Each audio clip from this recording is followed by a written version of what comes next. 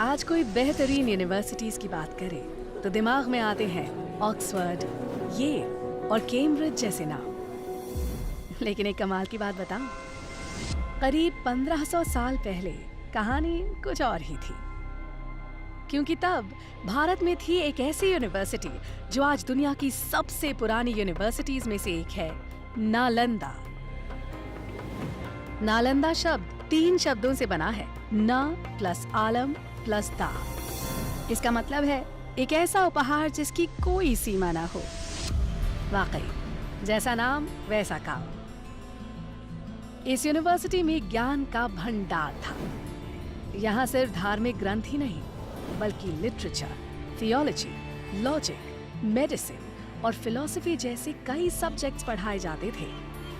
और तो और हर सब्जेक्ट का भरपूर ज्ञान देने के लिए बनाई गई थी 9 मंजिला लाइब्रेरी, जिसमें लाख 2 लाख नहीं 90 लाख से भी ज्यादा बुक्स और मैन्युस्क्रिप्ट्स थी।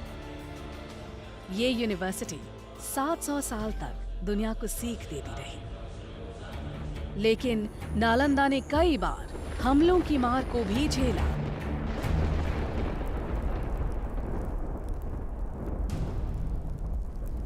आखिरकार 12वीं शताब्दी में एक हमले में बख्तियार खिलजी ने नालंदा को जला दिया।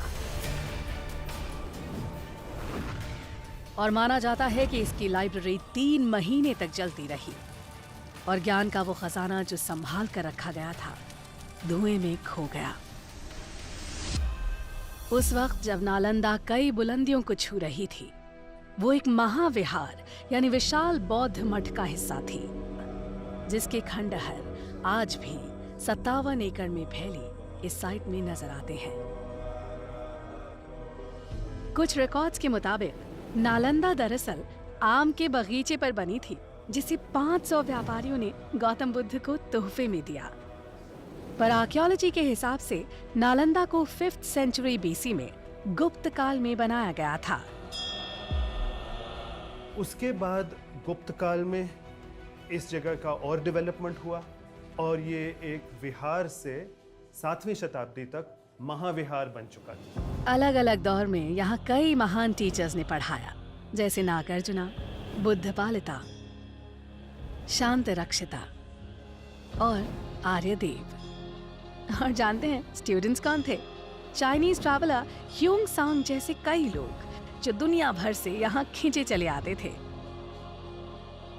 यहाँ पर पूरे विश्व से, चीन से, म्यांमार से, श्रीलंका से अनेक प्रांतों के लोग इस जगह पर शिक्षा ग्रहण करने के लिए आया करते थे इस महाविहार में।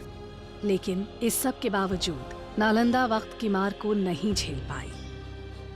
इसीलिए डॉक्टर अब्दुल कलाम की पहल से नालंदा ने एक मॉडर्न इंटरनेशनल यूनिवर्सिटी के रूप में फिर से जन्म लिया।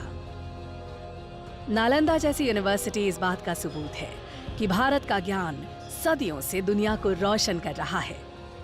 हम उम्मीद करते हैं कि वक्त एक बार फिर करवट लेगा और बेहतरीन एजुकेशन की तलाश करता हर इंसान कहेगा, it happens only in India.